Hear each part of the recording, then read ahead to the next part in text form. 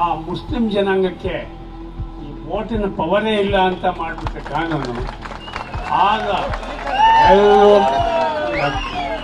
ಖಂಡಿತ ಅದನ್ನು ಮಾಡಬೇಕು. ಪಾಕಿಸ್ತಾನದಲ್ಲಿ ಅದೇ ರೀತಿ ಅವ್ರು ಮಾಡಿರ್ತಕ್ಕಂಥದ್ದು, ಬೇರೆಯವರಿಗೆ ವೋಟ್ ಮಾಡ್ತಕ್ಕಂಥ ಅಧಿಕಾರ ಇಲ್ಲ.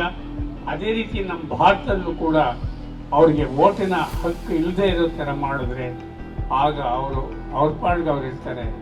ಖಂಡಿತವಾಗಿ ಎಲ್ಲರೂ ನೆಮ್ಮದಿಯಾಗಿರೋದಕ್ಕೆ ಸಾಧ್ಯ.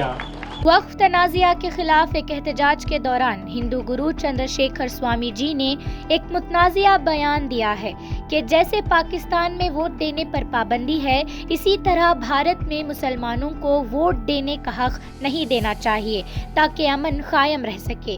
इन्होंने कहा कि अगर भारतीय कानून ये यकीनी बनाए कि मुसलमानों को वोट देने का हक ना हो तो ये अमन के क़याम में मददगार साबित होगा, जैसा कि पाकिस्तान ने किया है।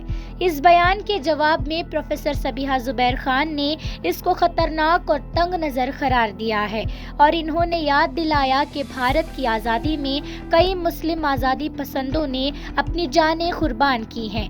इन्होंने ये भी कहा कि मुस्लिम कम्युनिटी जो कि सबसे बड़ी अक़लियती जमातों में से है, इन्होंने मुल्क की तरक्की में बहुत बड़ा किरदार अदा किया है और ऐसे बयानात जाहिलियत को ज़ाहिर करते हैं, ना कि हिकमत को।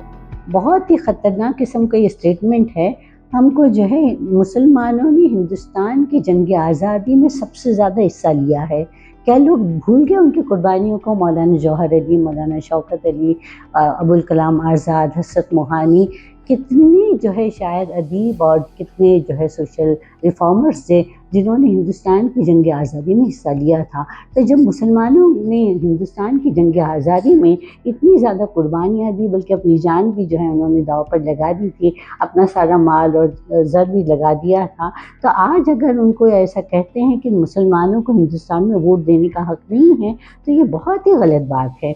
ऐसे ही नहीं, इससे उनकी तंग नज़री का पता चलता है कि कितने ज़्यादा नैरो माइंडेड, कितने ज़्यादा तंग नज़र है कि एक लार्जेस्ट कम्युनिटी जो है इंडिया में, हम जो है अक़लियत हैं, लेकिन अक़लियत अक्सरियत में हम मेजॉरिटी है, उसके बावजूद भी अगर मुसलमानों के साथ इस तरह का सलूक कर रहे हैं और ऐसी बातें कर रहे हैं, तो इससे उनकी लाइल्मी का और उनकी तंग नज़री का पता चलता है, और इससे ज़्यादा कुछ भी नहीं।